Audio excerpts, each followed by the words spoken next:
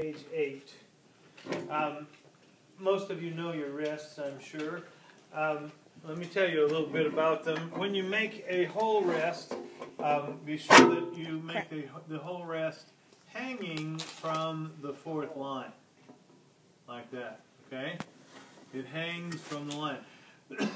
And I'll bet the guy who invented the wrist system would probably have wished that he hadn't made the whole rest and the half rest so close in appearance. The half rest, of course, is on top of the third line, like that, and easily confused.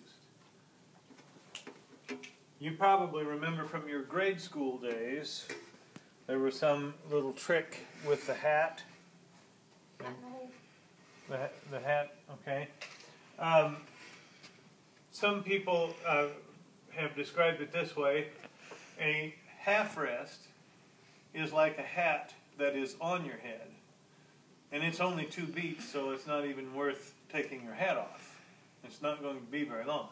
However, the whole rest is 4 beats. That's a long time.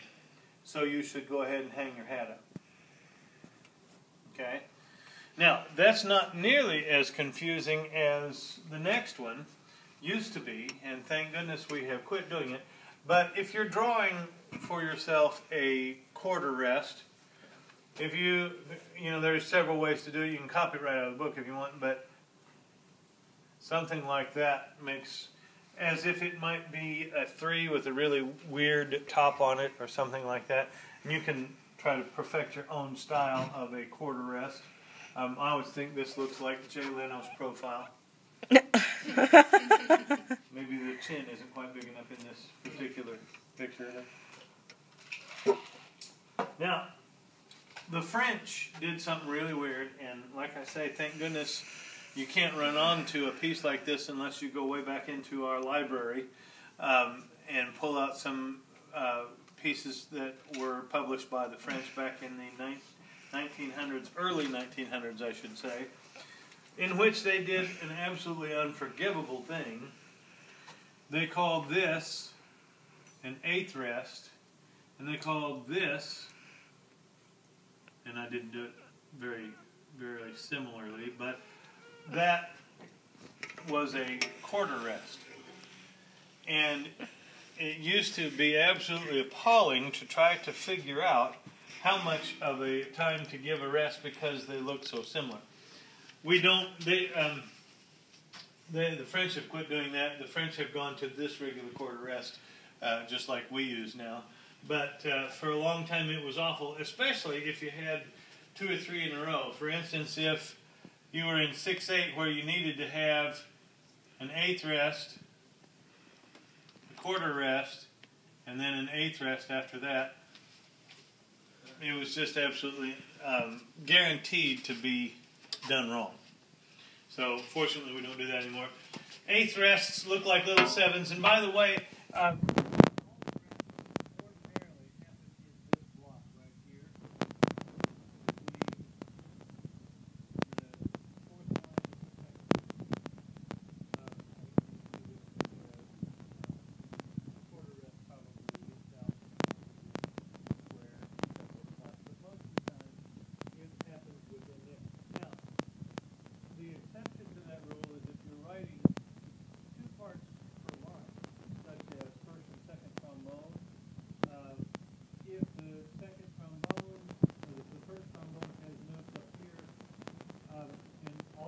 when you split the line like that, you break the stem rule that we talked about last Friday.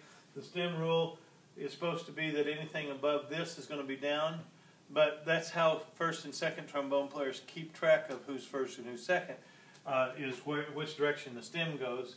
So if the first and second trombone are on the same line, we actually put the half note sign in the wrong place.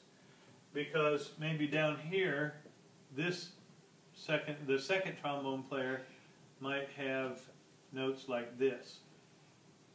Okay?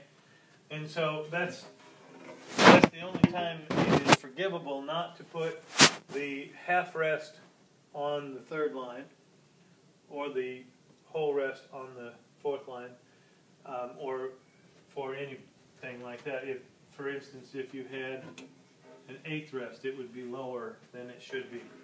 This is where it is unless you're combining two parts on one line. Okay? And the 16th rest is just a double whammy of that. It's a 7 with that apparently grew up near a nuclear facility. No. Right? 4/7. 4/7. Yes. And Fallout. all right. And before we built that pyramid with notes, now you can see the pyramid at the bottom of page 8, also just like you did before, only with rests this time instead. Why don't you, at your own leisure, practice your artwork up there on page 9? I will not ask to see your artwork.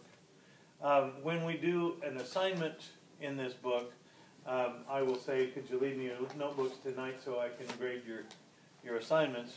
But I won't grade that one. You can just do your own work there.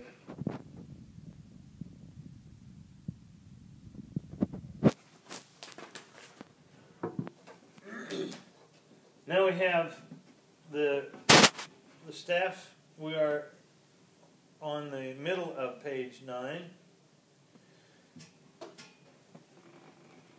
And it's a good thing it says in Western music, because that's the only kind of music I know. I don't know my Eastern or Oriental music very well, and I don't know what their notation is like.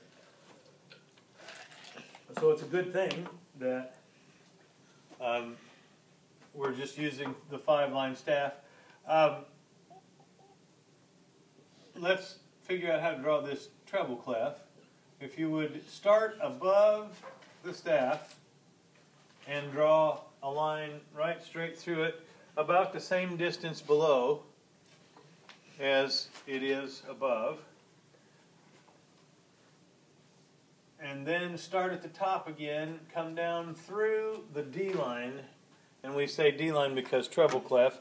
If your bass clefs, it would be the F line. But anyway, you come down through the D line, then you make as close to a circle as you can, and that looks absolutely horrible, by the way. That's not a good one. But the reason it goes all the way around this line, like that, is that it has a nickname of being the G clef. The treble clef's nickname is the G clef. And the reason it's the G clef is because it circles the G line. Now, we mostly pride ourselves on being smarter than everybody in the 1900s and the 1800s. That fortunately, we are a lot smarter than our predecessors. Is that the general feeling you have too? You're smarter than somebody from the 1700s? Sometimes. But they knew Latin. Do you know how to speak Latin? What? You speak Latin. Well, the reason this is called a G clef is because Wait, no, not in the 1700s. in the, and I shouldn't say 17, more like the 15 and 1600s, it became fairly standard in the 1700s. But in the 15 and 1600s, the G clef, like all clefs back then, like no clefs now, were movable clefs. And what that means is wherever I put that clef, where the circle is, that's G. Okay, so for instance, if I was writing for, say, second violin, who don't play as high notes, and often, or let's say alto, we'll go with choir. If I was writing for alto, I might draw my clef right there. This would be G. And then when altos are singing way down, low, like down to low G, ordinarily it has to be with ledger lines. We have to add on to the staff. Low G would actually just be right there. No, I'm sorry, it wouldn't be right there. Maybe I'd rather have it up here. If this is G, then this would be the lowest the alto could sing. Okay, I'm gonna stop it. Okay.